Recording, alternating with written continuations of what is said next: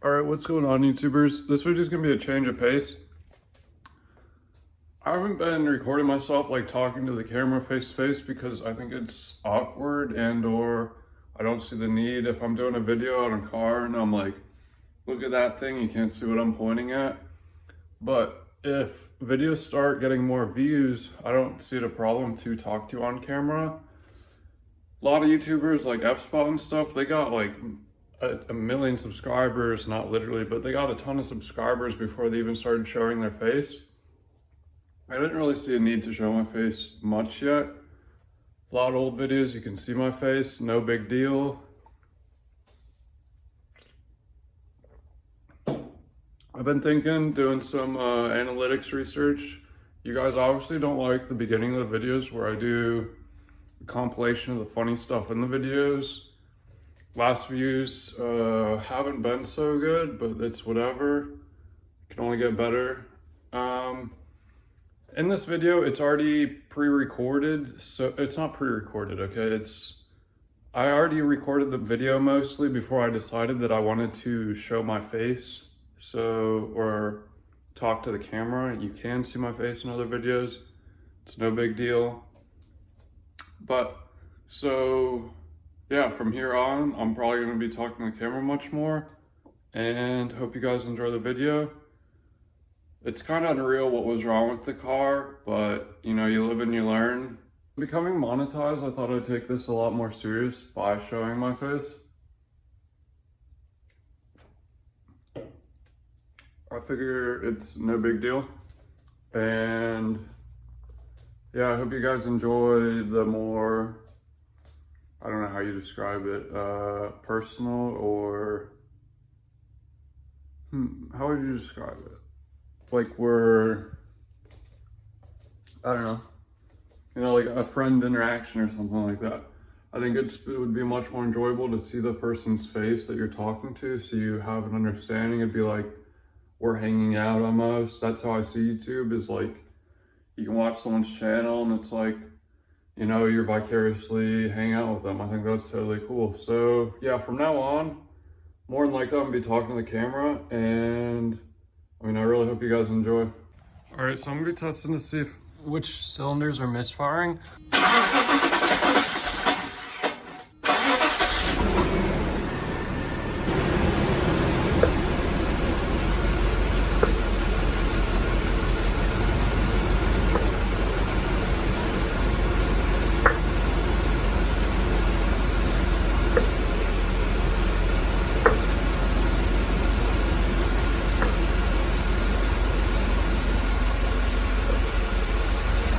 Man, we got a lot of them not working. Okay, so from what I can understand, this cylinder did originally work back here. This is the engine, this is the front of the engine. That's the setup. You can rewatch the video. This one worked in the beginning, and then when I plugged it back in, didn't, worked, didn't, worked, didn't, worked. So like I assumed, it's run on 4 cylinders. I took out this spark plug and cleaned it a little bit. It looks brand new. These wires more than likely are newer, and these are new. I also gapped them, checked the gap with the gap tool. Dude at the auto parts store who looked up the actual specifications on the computer said they're supposed to be gapped to 0.32. As you can see, it's gapped to 0.32. It looks spot on. Everything aside, this one I sort of cleaned already, but not with brake clean. I just sort of wiped it off. Here's the little map right here. This one didn't work right. These two worked, this one didn't. It's really covered in oil. You can see that, really covered in oil. This one worked up front. It's not covered in oil. All right, so all these are clean. They're brake cleaned, really cleaned good. So I just took some steel wool and cleaned the top of this spark plug, and see how it's much different than that spark plug?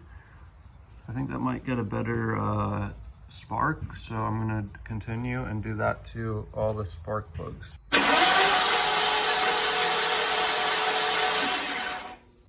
All right, so this is going to be the first start since fixing cleaning up the spark plugs and spark plug wires.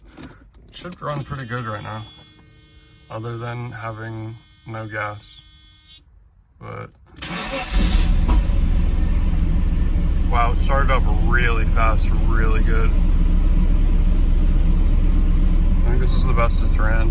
Seeing all the oil on the spark plugs on the ones that weren't working well made me think that, I mean, obviously the valve cover is doing some seeping, but it is possible that the valve cover could be leaking so much that the spark plugs can't spark enough or whatever. All right, it's not like I have a torque wrench or anything, but a couple of the bolts were, not bolts, but whatever those are, they were loose compared to others. Like some of these were much tighter than like some of these. So I started in the middle and like worked my way out and tightened them a little more and more.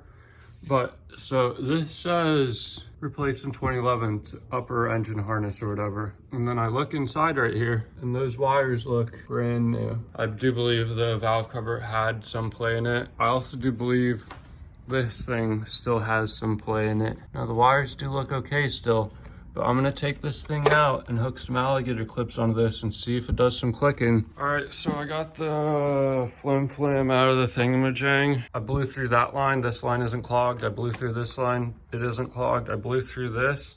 It's stuck in the closed position.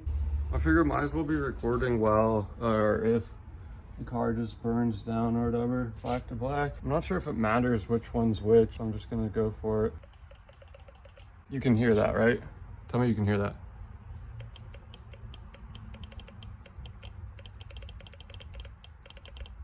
So this thing is not the problem. Go figure, you know? All right, so I actually banged around on the injectors a little bit. I want to say it sounded a little different. I think the injectors are gummed up, so. Okay, so the Mercedes is actually running pretty good. Don't mind that light, just pretend it's not there. It's, I mean, clearly I have oil pressure and I'm at operating temp, so like this car is running really good right now. Idle is pretty normal. The steering wheel isn't vibrating like crazy. Now that being said, I should have recorded the experience. I went to the gas station, filled up $15 worth of gas, basically $0 and basically 0 gallons, but I got a quarter of a tank. I then poured heat into the gas tank. I also, just in case, bought this, but that was at Walmart. Walmart didn't have a fuel pressure gauge, but so leaving the gas station, the car didn't want to start up. Didn't want to start up good. It had to crank a couple times, and that wasn't cool at all. And so then I drove to Walmart, which was literally like 100 feet away, and then got the Seafoam or whatever fuel injector cleaner, and then went for like a short drive. But so leaving Walmart again, it didn't want to start up well. Kind of, it was junk. Got out on the road, put it down in low gear, and just stomped on it a couple times, and it started running better and better. And by the time I got home, I mean, usually when the car would warm, not usually, but when this car would get up to operating temperature around like 83 degrees Celsius, it would drop down to 1 bar of oil pressure, which was really whack and really dumb in my opinion. But so you just saw it was at 83 and it was at full bar. I haven't even changed the oil yet. I will change the oil if I get rid of the car, or probably next thing I'll probably change the oil. So far I've put, I don't know, like $20 into this car, and it's really just fuel injector cleaner and a new fuel filter. Wow. You could almost use this. Oh no, check engine lights on. That's not good. All right, so I got the doohickey here. This one, front of the engine, this one is not getting, it's not making the motor run. It's either the spark plug or something, but since it's 4 at the same time, it's not the fuel injection, it's not the spark plugs, because it's... Okay, unfortunately, it's clearly getting sparks. Like, that makes no sense to me at all. It really doesn't. I don't know if I'm happy that that actually passed. That is one that isn't working. I tested that back one back there that also didn't change the engine performance. It is also working.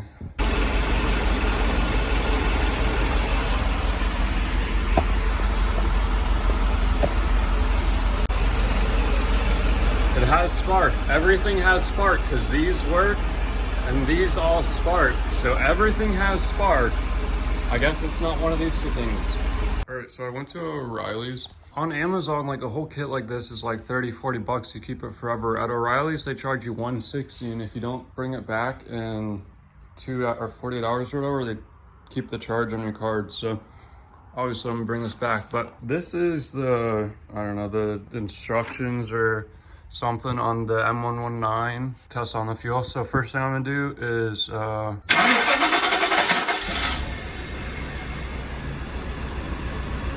actually holding steady pressure. I'm gonna let it run for a minute, but that looks exactly right.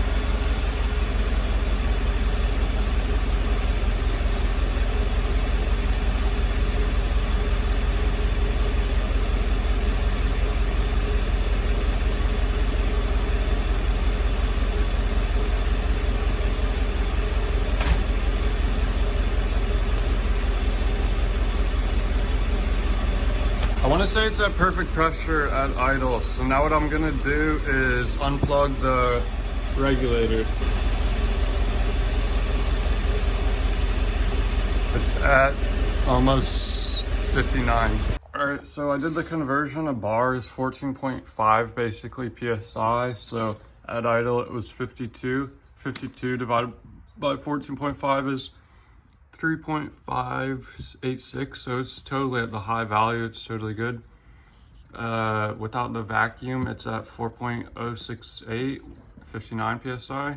So I mean, that's totally in the realm of regularness or whatever.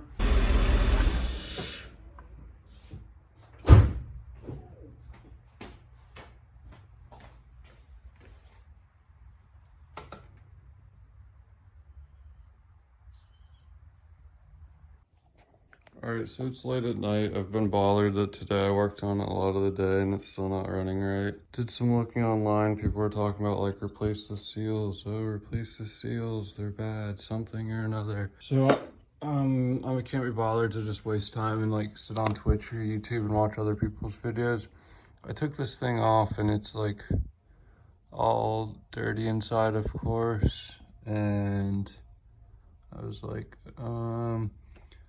I'm still going back to my test where I pull the wires out on this distributor and they don't do anything to really affect the motor running. I pull wires on the good working side and it makes the motor run bad. Doing the test light on the good working ones and like unplugging them while it's running, it really affects the motor. Pulling them on this side really doesn't do anything. I pulled everything off this side and also I pulled the oil cap, and the oil cap, you know, it smells like oil and stuff, but it also smells like gas. So clearly there's unburnt gas. I've also been looking at parts and stuff, and new distributor caps and rotors altogether, like Amazon special, is like 250 bucks still, which is kind of annoying because they're like, oh, Bosch parts, but you know that shit just says Bosch and it's made in China. Yeah, like that is mega funked crusty. Wow, that doesn't look good at all. Yeah, see, there's definitely a problem with this setup, because this is like, can you see that? It's like crusted, it's like burning up. Probably because I'm like beating on it, trying to figure out what's wrong with it. But that definitely shouldn't be doing that. If I take the opposite side off, it's definitely not going to be like this. Sorry about my biting these, for fuck's sake. But yeah, that's super dirty. There's something not right going on with this rotor. The cap, I mean, it's just junk, you know? Just worn on all sides. All right, so like I'm cleaning that rotor and I'm literally like pulling schmeg out of the thing. Like you can see All that schmeg in the bottom, that's inside of it. It's on the sides as well. So this thing's clean, gasket's clean, that thing's clean. This thing honestly didn't work on it at all. I had the problem with the pulling the spark plugs, had no difference. Knew it was something on this side, pulled this cap off. The rotor was arcing on itself for some reason. All right, so I could look back at the other video and or just show you this rotor. See how it doesn't have the big groove? I could probably play back the other video where it has the big groove. I definitely need a new cap and rotor. This cap and rotor on this side could possibly be okay. But the fact that that one has such a big groove in it, it's probably original and or really old. You could really just do with a new cap and rotor. But see how this one doesn't have any burn marks right here?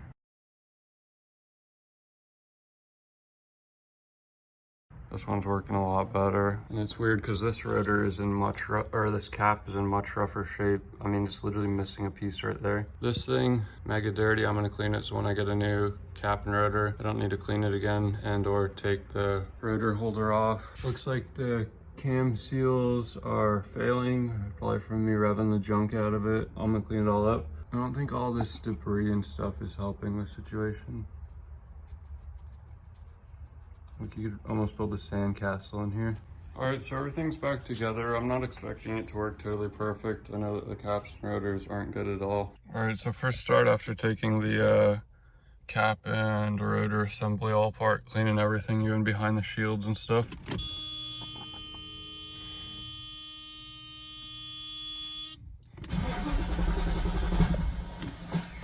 Oh man, yeah, I just need a new cap and rotor. Like that's not a good sign. Check engine lights on now.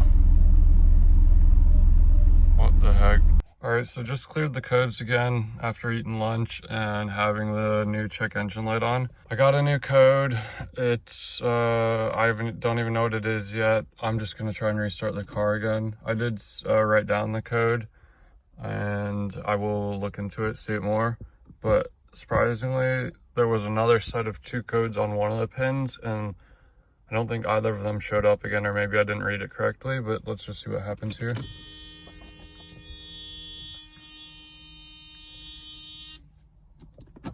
I'm just gonna cycle the key once just for good luck.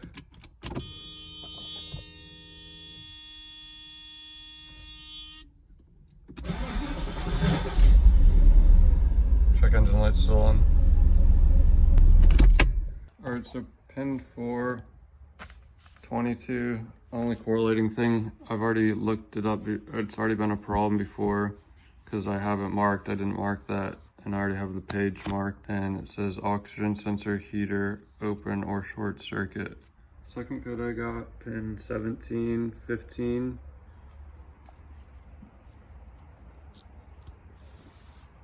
Ignition coil. Ignition coil has open circuit. That could just be that it's not getting spark because the cap is totally frigged. All right, so you're not gonna believe it, but the code for the oxygen sensor heater open or whatever, I'm pretty sure the oxygen, well actually the oxygen sensor was entirely not plugged in, which was quite interesting and really hard to actually even plug back in. So I crawled under here and I was like looking for the oxygen sensor and I couldn't find it, and there it is. It actually doesn't look that old because the wire looks kind of new, but that thing was entirely unplugged. So I plugged it back in and it's all straight because I had a hard time getting a grip around it because I have like 6 inches to work, crawl under here, and my hands like I can't really reach anything. So yeah, it's plugged back in. I was surprised the car even ran without it with it unplugged. No wonder it ran so bad. But so the only codes that are on the car right now are old codes. I still have when it reads ignition system faulty, which doesn't make any sense. I don't even know what it counts as ignition system. Does it count this as ignition? Does it count this as ignition? I don't think so. And then 12, oxygen sensor grader circuit open or circuit short, which doesn't make any sense because I just plugged in the oxygen sensor. Maybe I need to run the car for a minute and then re-clear the code. I don't think the oxygen sensor is... All right, so this is gonna be the first start since plugging in the oxygen sensor, you know? You'd think the car would run much better.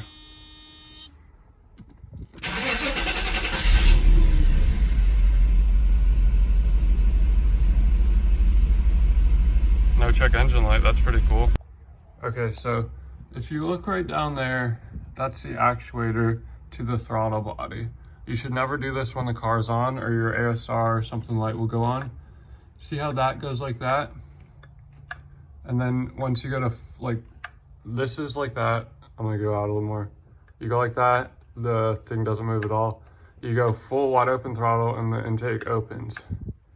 So I've now adjusted this arm for like the millionth time. That linkage right here, you can't see it. That linkage right here goes to the throttle body. So that needs to be tight like this. But if it's like too far, like let's say it's adjusted so it like pulls a little like that, ASR light's going on 100% and SRS probably. But it needs to be like right on the edge. See how like I have this much space before it's pulling the arm?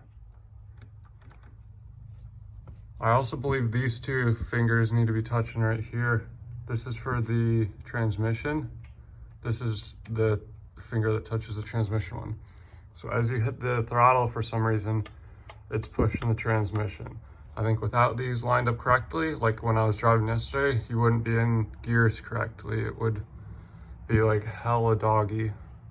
But so now zoomed out, you can see everything. You can see the whole picture. Everything should be aligned correctly. This should be pin 19. This is diagnostic module. We're looking for code that I have all the time, every time I write it down. Pin 19, 6, 7, and 12. I think 6 went away, but 7 and 12 are always there. Pin 19 is diagnostic module. Idle speed control faulty. That was because the throttle was always messed up. Ignition system faulty. That's probably the cap and rotor. Now that I understand, it's not the ignition switch, it's the ignition system. I want to see if I drove the car, so I want to see if oxygen sensor, I want to see if that code went away because it wasn't, oxygen sensor wasn't plugged in. So probably still have 7 blinks, but we want to see, make sure that 12 blinks is not there. Pin 19, I know you can't understand that. Just understand we're on pin 19. Pin 19 is right there, see that? That's pin 19. Starts up on that side. Easy way to see is there's a blank right there. So we're gonna go to that one right there. Pin 19 again, diagnostic module. We're on pin 19. Hold down for 3 seconds. 1 Mississippi, 2 Mississippi, 3 Mississippi.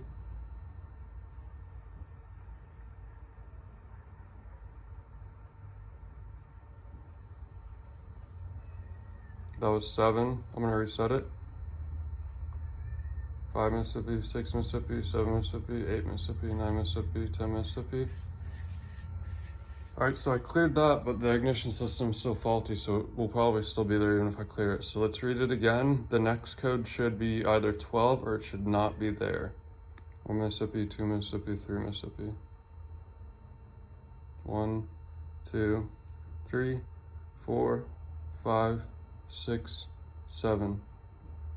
Wow. Wow, wow, wow. This code that's been here the whole time I've had the car was because the oxygen sensor wasn't plugged in. So now really the only code I have on the car is the ignition system is faulty. I just reset the code, holding it down for 10 seconds, resets the, hold down for 8 to 10 seconds after you read a code, resets it. So at this point, I just need to pony up and get a new cap and rotor, and then this car should work perfect. And I mean, I'll probably go to the junkyard again, get some spares, and 100% I'll be doing donuts. I'm just cycling the ignition at one time for the one time. All right, let's try this.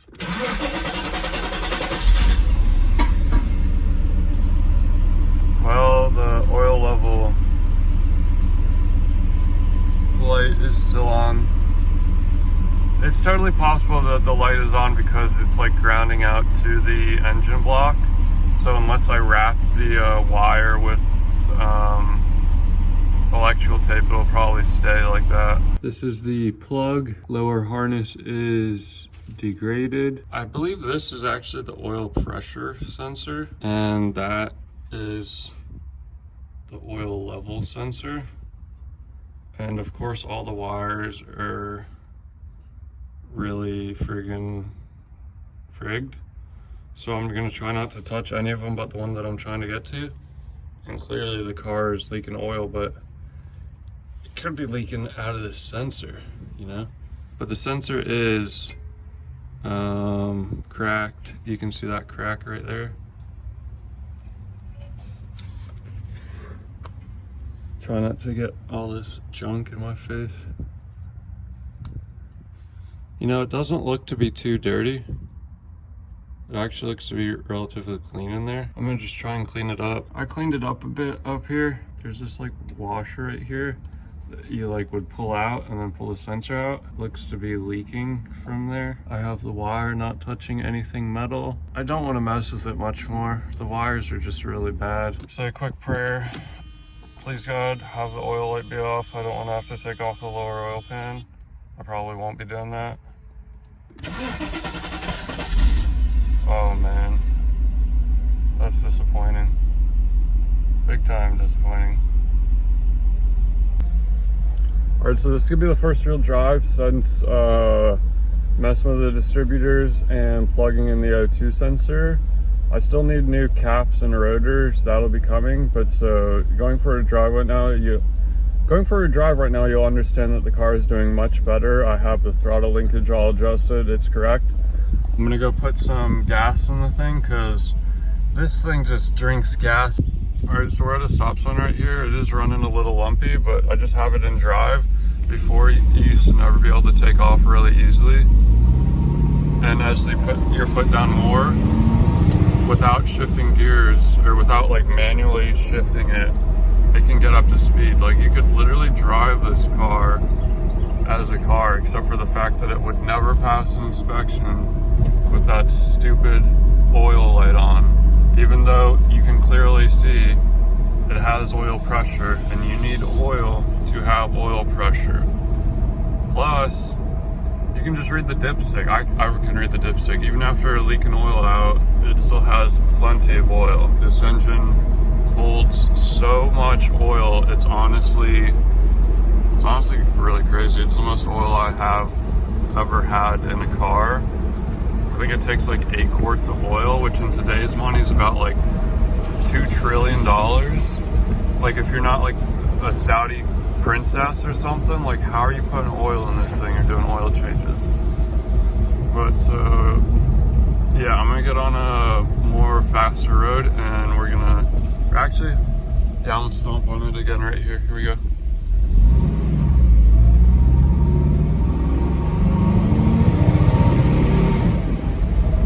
I mean, yeah, this thing is like, you could drive it as a car almost, but it's not tire spinning fast that it should be.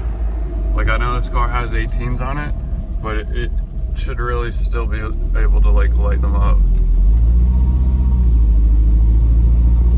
But yeah, we're on a hill now and you're able to go uphill. I haven't shifted gears. It's shifting really nice now. It's interesting how I can read the Mercedes owner's manual or whatever, and it doesn't really explain it to the ability to be able to actually do it correctly. I just had to be able to, I don't know, figure it out myself. But yeah, I'll be back in a second. Man, I live in such a beautiful neighborhood right now. Like, look at all these trees. All right, after this person, I'm just gonna stomp on it. Who cares? But all right, here we go. 3, 2, 1.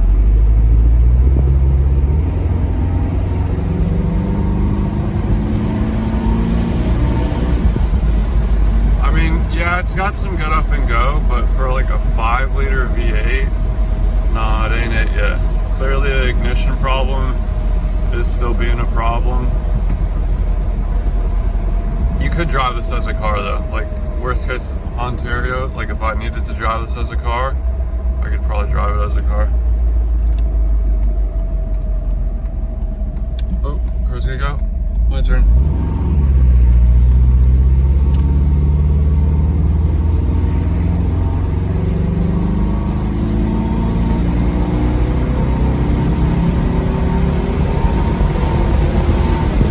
Whoa, we are cruising. I need to stop at the gas station. What a beautiful day. Oh, big bump, what the fuck? Alright, at the gas station. Gas needs to go down in price, so I'm looking for $2 a gallon again. Like, what the fuck? Alright, so the car always used to have a problem starting after being a little bit warm. Dang, I put too much gas in. Alright, let's see how this goes. Wow, that started pretty freaking easy. Alright, we're off.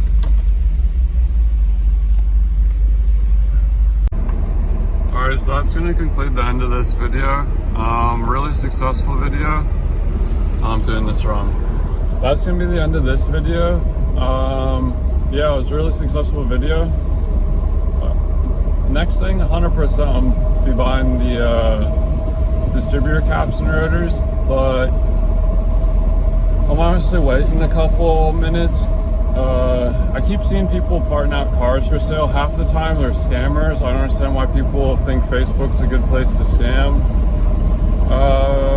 Yeah, I'd like to just get some like used caps and rotors and see if that can change anything up, because mine are so bad that like any type of used one would probably be better than mine.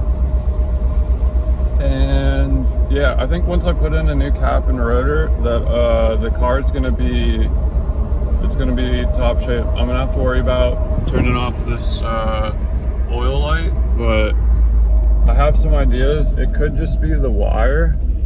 Fuck. I hate speed bumps. Yeah, it could just be the friggin' wire, and because it's frayed. But we'll see in the future. So yeah, thanks for watching, everyone.